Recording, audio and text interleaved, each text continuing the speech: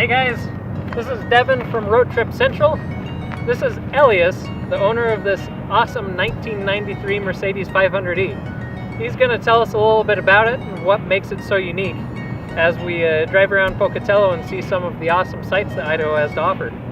Let's go check it out.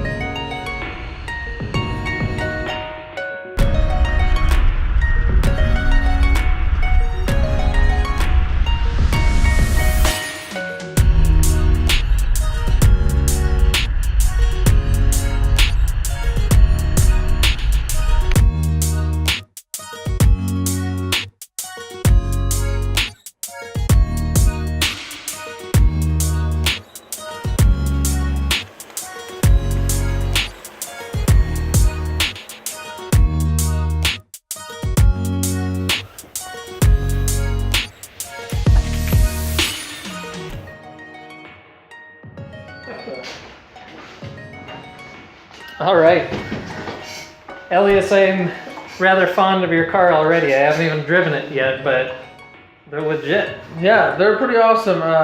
They're just overall awesome built car, and I've enjoyed it. How long have you had it? I bought it in 2011 from the second owner from Right. Jackson Hole, Wyoming, and that's how I loved it, and I'll just keep it forever. That's right, and it'll probably last forever at the rate you're going. Yeah. So this car has 250,000 miles on it, plus a few, and it's still running like a champ, right? You Yeah. haven't had to do any major repairs. No. Like, it's got the original engine, original transmission, and rear end, everything's Right. original. The fuel pump even is original.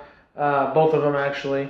It shows, if you lift up the car and look at the fuel pumps, it even shows the name of the tech and the date it was installed and how much PSI they were pushing out. That's awesome. And it still has both original ones in. Right. So these cars, as I was talking a little bit about before, these are very unique. They did not bring very many to the United States. Remind me what the production number was that were brought to the U.S.? The U.S. about almost 1,600 in the U.S. out of the 5 years. And in comparison, Camaros, they make over, 100,000 a year. Yeah, so that's insane. Yeah, as of right now, I think there's only 3 in Idaho. Okay. Yeah, but there's a guy in Boise that has 2, and he knows you're the other one. Yeah, I'm the other one. I mean, they're just so limited and they're hard to find. Right. Only people that know the car know what you're actually seeing. Everybody thinks it's a regular Benz, but it's actually something special. They really are, and that's something I like about them is that they're kind of understated, but not so understated that you really wouldn't know unless you open the hood. So they look very similar to the other, like the 400e and the 300es, but there are a few subtle differences that you can tell them apart. For example, the flared wheel arches, and what else was there? The badge on the back, and the wheel. That's it. Right. But the flared wheel arches make such a big difference. It makes the car look so much better. Oh, way more aggressive. There's a lot of articles that come with this car that talk about it's a wolf in sheep's clothing. Articles just because that's what it is. The engine is a 5-liter V8. I remember it's got over 300 horsepower, 320 horsepower, and about 350 pound-feet of torque. And when you compare that to other cars from that era, I mean, it's up there in like Corvette horsepower. The Camaro Z28 with the LT1, factory rated at 275 horsepower. And maybe that was a little conservative, but for this car to have that much power, that's very impressive. And it handles well too. It handles amazingly. Right? I mean, if you throw it around the corner or on the highway, stability, it just holds. And part of that's because of you were telling me about the special suspension that it has. Yeah, it has on the rear end self-leveling. It helps. It's part of it. Is the self-leveling rear suspension. It's a hydraulic system that runs off the power steering pump. I mean, it handles very well, not just because of suspension, but you've got some big old Brembo brakes. I mean, the fronts are like, 320 millimeters, something like that. Four piston? Yeah, 4 piston up front and 2 piston up back. And my E55, my 2001, didn't have Brembos. And it didn't come with the awesome wheels that you put on this one. Yeah. That's What are these wheels from again? These are from R129 SL. 500. They were an option from the factory, and I have them. They're 235 4018s. The factory size were 225 6016s. This widened out the stance a little bit and gave it a stiffer ride, which what I wanted. And not only is its performance impressive, but the luxury features on the inside are astounding. I mean, for that year, 1993, and it came pretty much fully equipped. There were very few options that you were able to even add on to the car. It just already had everything come standard. And it cost over $80,000 brand new in 1993, which is over, what, $120,000 about in today's money. Yeah, and it's a lot of money for today's money or back in the day money too. Right, and they've depreciated a lot, as luxury cars do and as all cars do. They've depreciated a lot, but it's already hit the bottom. It's coming back up. It's appreciating in value again, Yes. especially because it's such a collector's car. So some of the awesome luxury features that the car has, and also kind of performance oriented, but all 4 seats, it's only a 4-seater, all 4 seats are Recaros. Yeah, factory. Yeah. And they're bucket seats, all 4, and they hold tight, and the 2 up front are heated. I mean, which is a rare option back in '93. And up here in Idaho, you probably want that, right? Yeah, nice. I can't keep talking about this. We're gonna have to go drive it. I'm gonna have to go drive it. It's time. Let's go. It's time. Let's go.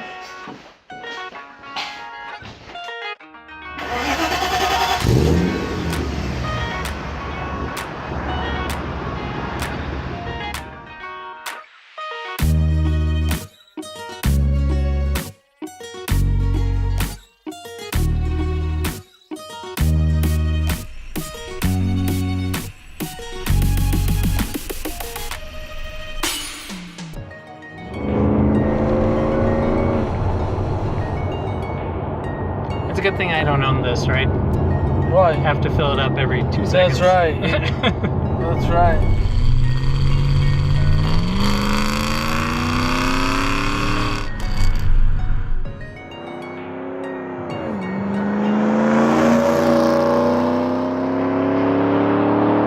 I'm surprised at how good it sounds from inside the car.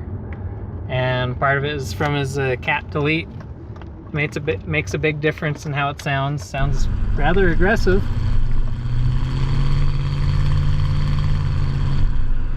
So we should be seeing our first views of Scout Mountain any second. If I remember right, it's like just around this corner. Yeah, it's really pretty tight up there.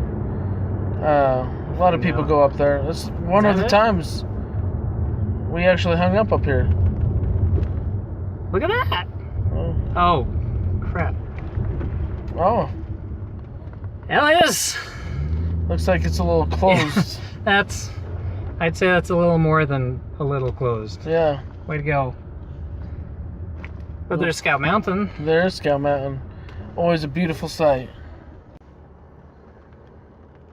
Well, you can see Scout Mountain. Nice and pretty. Just on the other side of that gate. So I guess we're not going to see that today. But we'll find somewhere else nice-ish. Maybe not quite as nice, right? Right.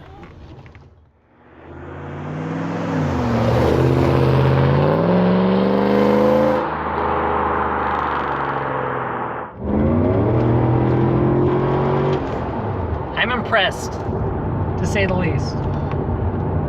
They're not bad. It's not bad at all.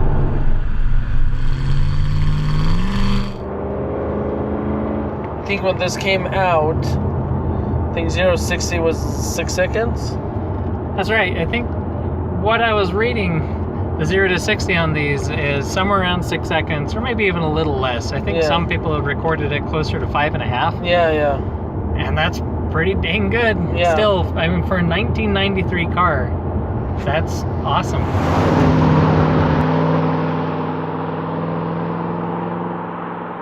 Well, I'm sad we didn't get to go to Scout Mountain, but this road going up even just that far is a lot of fun. And I think we can find somewhere else where we'll be able to park the car and talk about it a little bit.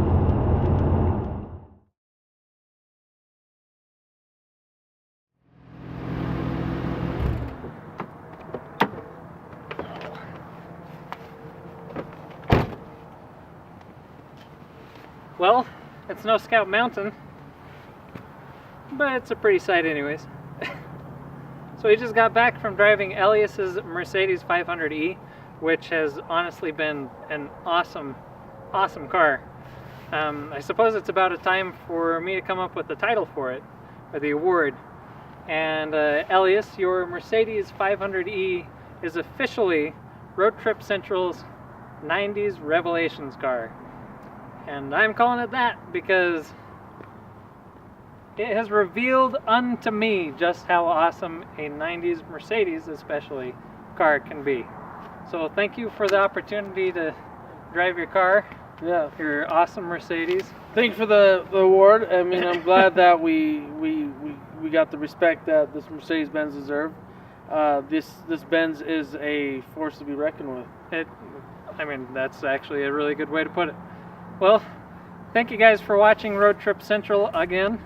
We've got more videos to come. Hopefully one of our future ones will be one of Elias's other Mercedes. So until next time, we'll see you later.